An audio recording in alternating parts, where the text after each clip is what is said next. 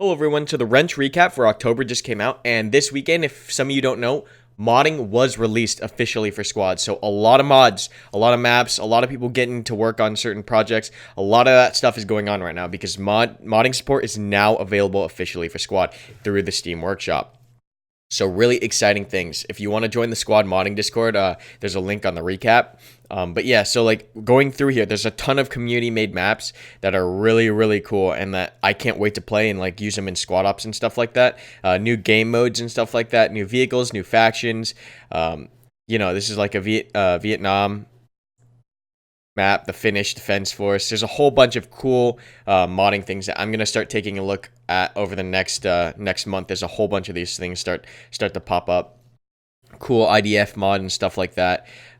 French forces. I know that the French forces are working on a lot of stuff. Cool stuff like down to radios and stuff like that.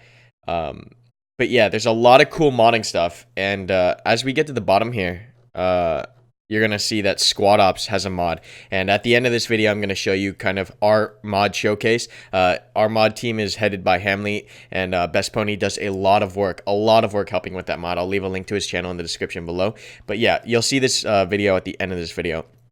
So I just want to take this time to mention that Squad is modding supported now with the Steam Workshop, and that if you're looking at getting into modding, then go ahead and stop by squadops.gg and apply for a mod dev position at Squad Ops, because Squad Ops is looking for more modders. If you want to get into modding or you have modding experience, we are looking for people to help back up our modding team so we can push out a cool mod. But yeah, this mod right here that we're showcasing is meant for our operations and our events. It's not really meant for public play, but more for, tools for us to make our events more immersive.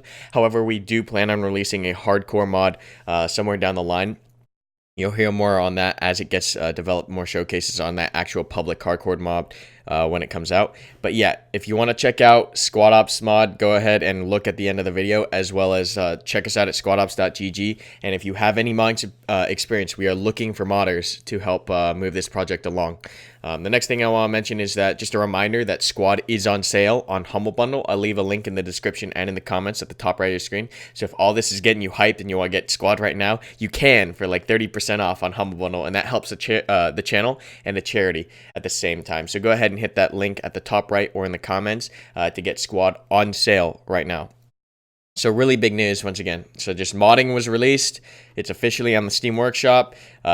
Check out our Squad Ops mod. If you're looking to help us or get into modding, check out squadops.gg, join our Discord, hit up Hamlet, and apply for a position at Squad Ops as a mod dev, because we are looking for talented modders to move our project along. But yeah, that's pretty much all I want to talk about, and I'll leave you with the showcase. Thank you so much for watching. Remember, Squad is on sale for another week. It's going to be on Humble Bundle. If you click the link and buy it there, support the channel and a charity at the same time. So thank you so much for watching, guys, and enjoy your Thanksgiving. Want to help support the channel? Head over to patreon.com/Karmakut, where you can get rewards for backing me.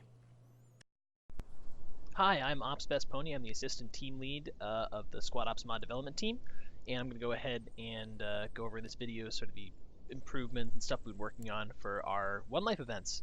Some of this stuff will probably eventually find its way onto our just regular squad servers as well, but in the meantime, we've been mostly focused on just getting things ready for when mod support drops to have some enhancements for the One Life events. So for starters, let's deal with the kits. As you can see, we've got our own custom versions of the base game factions that remove powerful optics. You'll notice that the designated marksman is still here, but the ACOG sight has been swapped out for a red dot and has also been reduced to a 1x instead of the standard.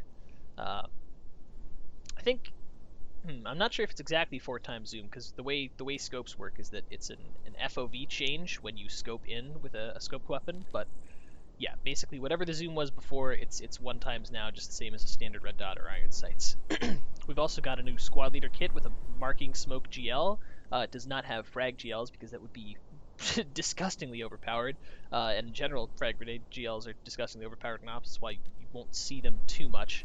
But yeah, these marking smokes are extremely useful if the squad lead, say, wants to mark a target for their troops. They can go ahead and pop a smoke on it and say, all right, look this direction, engage that target with the smoke on it. Or they can say, stop shooting at that target with the smoke on it, because there's a bunch of friendlies advancing on it. That sort of thing. Which, speaking of squad leader kits, the only people you're going to see on your map in a squad ops event are going to be the squad leaders and the medic. Everyone else is going to be invisible on the map. The squad leaders will actually be able to see everyone in their squad, but no one else will be able to see any kits beyond the medic and squad lead kits. That's because, usually you can get a pretty good sense during an op of, how many people are left alive on your team, right? Like you'll see, oh, we got first squad and second squad over here in Gulf 6, and we got third squad and fourth squad over here in I6, and they look like they all have about 9 people. Nah, that's I mean, like, it does give you a lot of information about what's going on, but on the other hand, it's not it lessens the tension when you can just tell with one glance how many people are left alive on your team. So to that end, the only people you'll be able to see, whether they're up or down, are the squad leads and the medics. Any other information about the state of your platoon, you'll have to get through your squad leader or through conversations with members of other squads and local. So yeah, that should change the information game a little bit. Also, you'll notice that vehicles do not show up on the minimap. It's like, look, here's all these BTRs. Where are the BTRs? They're not here. That's another improvement. Vehicles are not going to show up on the map anymore either. You'll still be able to get a general sense of where you are as either one of these kits that's not going to show up or as a vehicle. Just by hitting the N key, you'll still be able to zoom in your map. Here, let's demonstrate.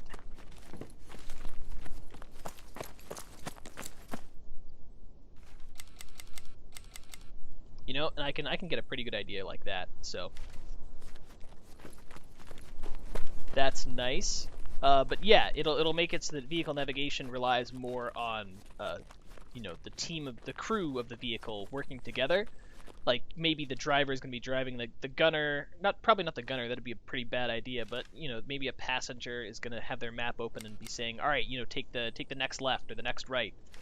We're about here on the map. And then if you get really lost, obviously you can always just kind of hop out and take a look around at your surroundings and compare them to where you are. So it's going to be make land navigation a little bit more difficult, but also a little bit more realistic.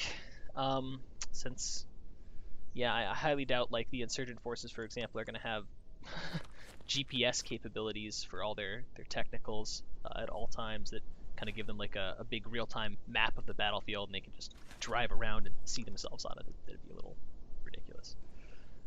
Then let's see, other new kits that are fun to talk about. We got the Hmp Gunner. That's kind of my favorite of the ones that I've done so far. Yeah, it's available for the U.S. and Russian teams. It just drops a already built sandbag and mostly built HMG. You just do a couple shovels, good to go. Great for ambushing enemy forces. Yeah, this thing just exists to be quickly deployed on the battlefield by an infantry squad and be used to ambush enemy troops or vehicles.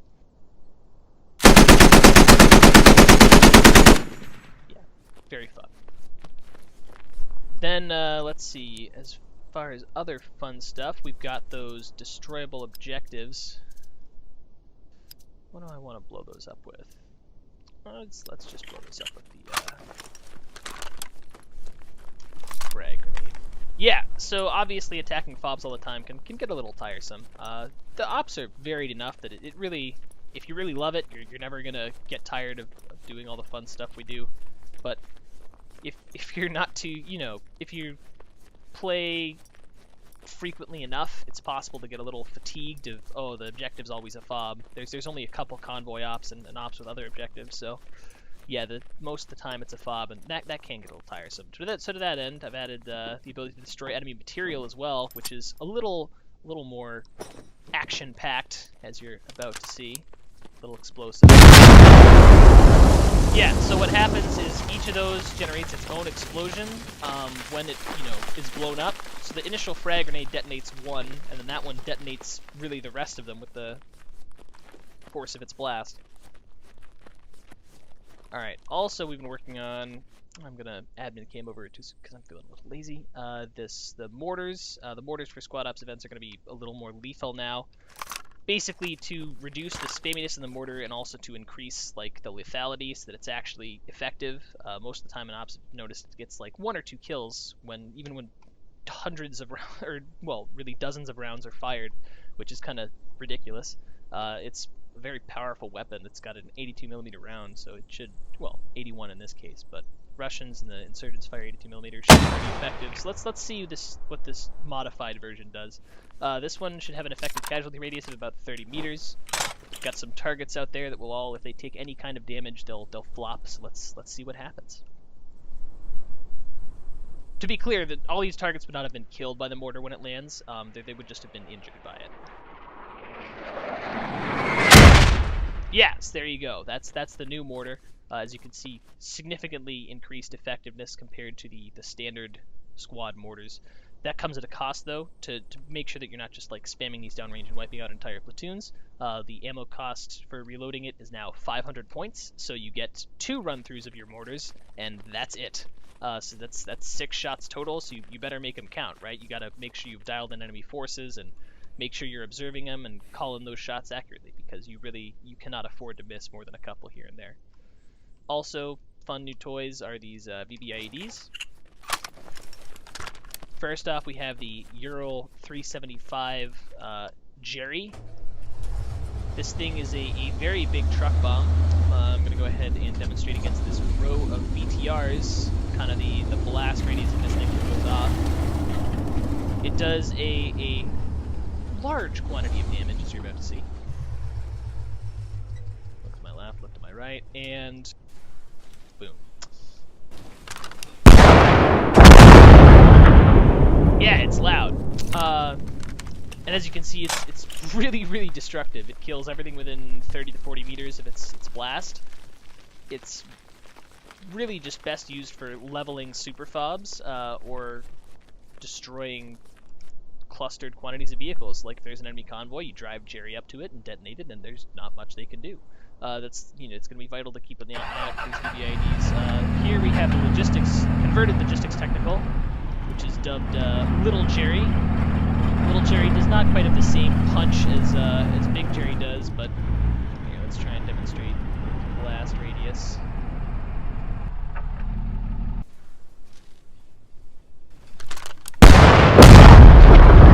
Yeah, Little Jerry's pretty destructive too. Obviously not as destructive, but that's 2 BTRs close to it, about 10 meters either way, destroyed, and then this third one is damaged by not that much actually, but still. This thing's better for like a compound breach almost, if you want to just clear out a corner of a compound, or if you want to just take out like the lead 2 vehicles in the convoy. That's really what this is for. You can test to see if people are actually doing the correct following distances we teach them in vehicle SOT, and following at a like 50-meter distance, or if they're just, well, driving bumper to bumper, in which case free kills for you. So yeah, that just about covers everything I'm going to go over in this video. Oh, actually, sure, we'll do one more thing now that I think about it. Well, it's been somewhat difficult to get the plane to actually fly over. The blueprints for the A-10 CAS system were still sitting around in the SDK, so we have that.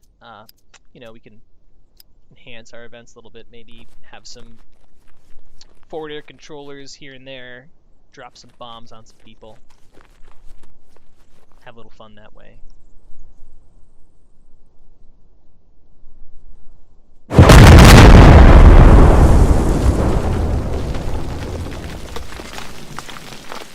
Yeah, so that's fun.